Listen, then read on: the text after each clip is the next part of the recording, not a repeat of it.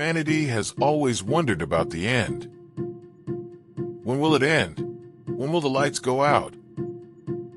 Throughout history, countless prophets have given countless dates. But none of them frightened us as much as those people living in the deep forests of Central America. This is the Mayan world, an empire of stone, blood, and time. Centuries before telescopes were invented, they calculated the movement of Venus with complete accuracy. Mathematics was their religion, and the sky was their map. Remember, the year is 2012, December 21st. The world held its breath in collective silence. Millions of people believed that the sun would never rise again on the day their calendar ended. Shelters were built, farewells were said. Modern man trembled before the prophecy of a civilization that had died 1,000 years ago. But then, it happened on the morning of December 22nd. The sun has risen. The birds sang. The world didn't end. Most of us just laughed it off. They were wrong, we said. It was a primitive superstition, we said. But what if we are the ones who are actually wrong? What if we completely mistranslated the message? Welcome. I'm Onyx Abel. Today we're leaving aside the fallacies of popular culture. We will decipher the true warning that the Mayans carved into the stones. Because their calendar was not a doomsday clock. It was a navigation device that showed the rise and fall of civilizations. And that device points to a very dangerous course for us right now. Think about how you perceive time. For you, time is a straight line. Like an arrow. The past is behind us, the future is ahead. The year ends, and you throw the calendar in the trash. For the Mayans, this idea was madness. For them, time was a circle. Everything that happened had to happen again. Let's open the hood of the Mayan time machine. First engine, Salkin. The sacred cycle of 260 days. Why 260? Because that's the average amount of time a human spends in the womb. Furthermore, planting and harvesting corn takes a full 260 days. So the Mayan calendar was based on biology, not the sky. It made humanity and nature vibrate in the same rhythm. Second engine, Hob. A solar year with 365 days. It's very similar to our year, but with one chilling difference, Wayeb. The last 5 days of the year. The Mayans during this period wouldn't leave their homes, wouldn't bathe, and wouldn't even eat hot meals. Because those 5 days were cursed days, when the stitches of time loosened and the gates of the underworld ajar. But the real genius lay here, mathematics. While the Romans in Europe were dealing with cumbersome numbers, the Mayans were using the concept of zero. They represented nothingness with a seashell symbol. Thanks to this, they were able to calculate billions of years without error. Their priests weren't just mystics, they were the Einsteins of their time. And now, let's get to the famous long count. The source of doomsday scenarios. This system is like an odometer that counts the days endlessly.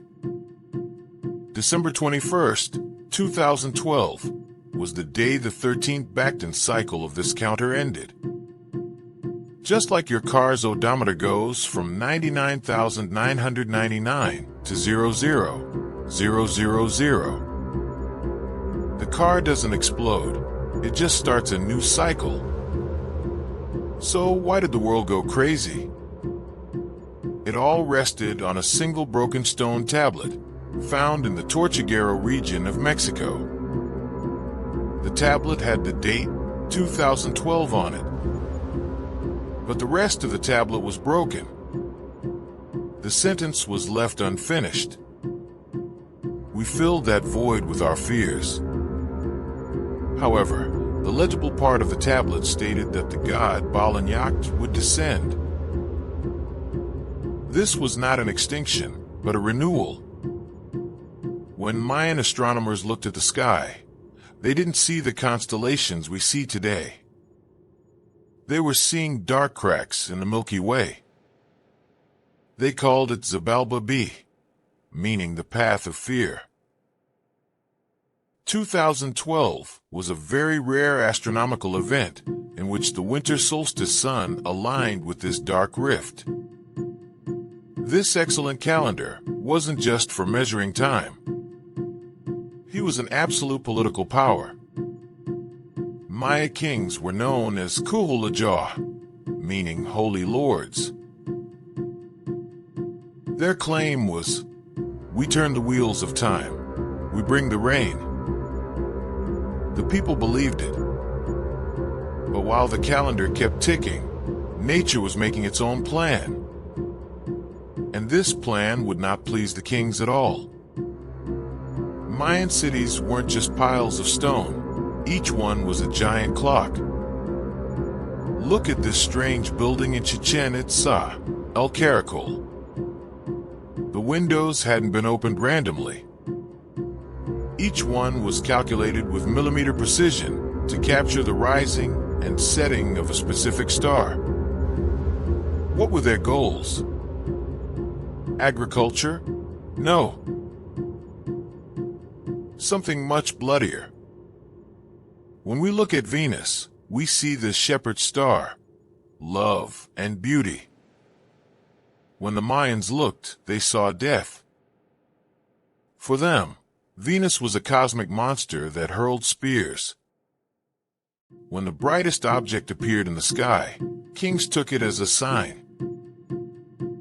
It was not a time for love, it was a time for war. When archaeologists deciphered Mayan writings, they came across a chilling term, Star Wars. Yes, they were using that term 1,000 years before George Lucas. A king would not wait for his army to be ready to attack a neighboring city. He would wait for Venus to be in the correct position. Strategy was determined not by generals, but by astronomers. During the Classic period, 250 to 900 AD, the Mayan world was under a Cold War between two superpowers. On one side Tikal, on the other Calakmul. Just like America and the Soviet Union, they used the dozens of small kingdoms around them as pawns. When the calendar said war, thousands of young men slaughtered one another to satisfy a cosmic cycle. These wars were not about gaining territory. The goal was to take them captive. Because the gods fed on blood. And the most precious blood was the blood of rival kings. But this endless cycle of war was beginning to break the backbone of society. Farmers should have been in the fields, but they were on the battlefield. Production was falling while consumption was rising. For years, we thought the Mayans were small tribes scattered in the forest. We recently realized how wrong we were. We were shocked when we digitally removed forest cover using LiDAR technology. Below were enormous metropolises, as dense as New York, connected by highways, Sackby. Population estimates jumped from 5 million to 15 million overnight. So, how did they feed so many people? And more importantly, how did they build these massive cities? The answer is the key to the collapse: limestone and fire. Those pristine, gleaming white pyramids you see required tons of lime plaster. Let me give you an incredible statistic. To produce just 1 square meter of plaster, 20 living trees had to be burned. As cities grew, forests shrank. The Mayans burned their forests, which held rain and protected the soil, to polish their temples. This was the first human-caused climate change in history. When the trees were gone, the soil eroded and the fields became unproductive. As the pyramids rose, the ecosystem crumbled. There are no rivers in northern Yucatan. Water is life, and the only source of water is rain. The Mayans stored water by building massive cisterns. It was an engineering marvel, but also a deadly gamble, because they had based the entire system on the assumption that it would rain regularly. If the rain stopped, they had no plan B. Bone analyses give us the chance to take an X-ray of society. In the period immediately preceding the collapse, the bones of the elite were still healthy and well-nourished. But the bones of the people showed serious signs of malnutrition and disease. The scissors had been opened. The rich were getting richer, while the poor were starving to death. Sound familiar? The kings, Kuhulajaw, had made a covenant with the people. You obey us and pay taxes, and we will speak with the gods and bring rain. This was a theocratic insurance policy. But by 800 AD, the sky had fallen silent. When the drought began, the people's eyes turned not to the sky, but to the palaces.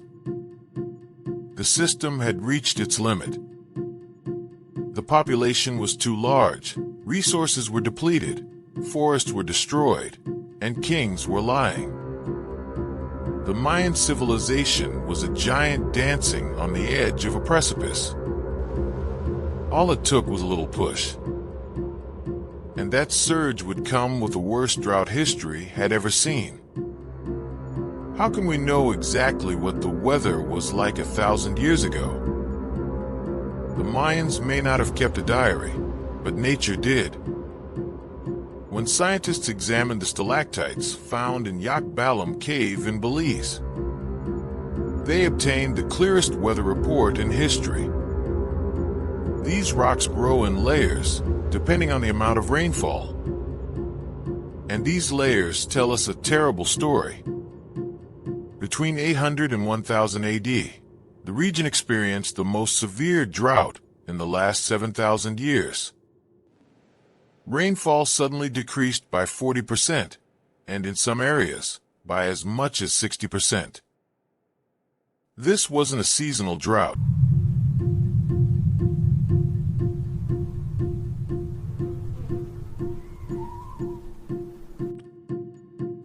It was a century-long period of intermittent but deadly drought. Remember, at that time the Maya population was at its highest level in history. Millions of people and vast cornfields needed water. When the cisterns dried up, not only did the water disappear, but the divine authority of the kings also evaporated. Leave aside the romantic notion that the collapse was peaceful. The evidence says the exact opposite. Excavations at the sacred water pool in the city of Cancuin have revealed a horrifying scene. 31 skeletons belonging to nobles were found in the mud. They had all been brutally executed. Women, children, princes. They were killed not by enemies, but by their own people. This was clearly a popular uprising. The social contract broke down when the elites, who for years claimed, "We speak with the gods, obey us," failed to make it rain. Hungry and thirsty people stormed the palaces. They threw the elites into the water cisterns they had trusted so much, but which were now completely empty. The message was very clear. You didn't give us water, so may you drown in thirst. Kings were overthrown. Palaces were set on fire. Scientists call this a systemic collapse. Mayan cities were closely interconnected. This is called hyperconsistency. If the corn harvest ran out in Tikal, trade in Jalakmal would cease. When one falls, they all fall. The domino effect was so rapid that centuries-old cities were completely emptied and wiped off the map in just a few years. In some cities, archaeologists have found unfinished buildings. It was as if the workers had gone out for lunch, left their tools, and never returned. The year 909 AD. In the city of Tanina, the date of the last long count is inscribed on a stone. And then, a great silence. The date was never added again. The keepers of time have stopped recording time. But here we must correct the biggest misconception. The Mayans didn't just vanish into thin air. Yes, there were deaths, but the vast majority left. They left behind those magnificent stone cities, those oppressive kings, heavy taxes and famine, and scattered into the forest. They forgot about engineering and returned to simple agriculture. This was not an extinction, but a conscious choice. They formatted the system. Why did they leave the cities? The bones give us the answer. In Köppen, 80% of the child skeletons show signs of severe anemia and malnutrition. City life, the crowds, and the filth were making them sick. The peak of civilization was, in fact, a biological collapse. For them, returning to the forest meant not escaping civilization, but survival. As the kingdoms of the south crumbled, a new power rose in the north, Chichen Itza. Why did people rush there? Because there were enormous underground water wells, or cenotes, there. Refugees flocked north. But in this new era, there were no more god kings. There was a more council-centric, trade-based, and more secular form of government. The Mayan world had to change in order to survive. Those magnificent cities of the south have surrendered to nature. The forest is patient. He closed the roads within 50 years. Within 100 years, it had holes in the roofs of palaces. Human arrogance had erected stone towers, but nature always has the last word. The great silence had begun. Now it was the forest's turn to speak. Now let's go back to the question at the beginning of the video. The Mayans' predictive power. Did they predict that the world would end in 2012? No. They predicted something far more terrifying: the immutability of human nature. History repeats itself. And right now, we stand on the very edge of that abyss where they stood 1,200 years ago. NASA archaeologist Tom Sever calls it the Maya mirror. When the Mayans cut down the trees, they increased the local temperature by 3 to 5 degrees and disrupted the rainfall cycle. Today, we are doing the same thing with fossil fuels on a global scale. Theirs was a regional suicide. Ours is a global gamble. What was the biggest cause of the downfall? Arrogance. Instead of solving problems, the Mayan kings expanded their palaces and exaggerated their ceremonies. As the crisis deepened, they became detached from reality. Look at the world today. While climate reports are sounding the alarm, we are still debating growth figures. Like the Mayan elite, we believe the music will continue until the very end. In mathematics, this is called a nonlinear collapse. A civilization doesn't collapse slowly.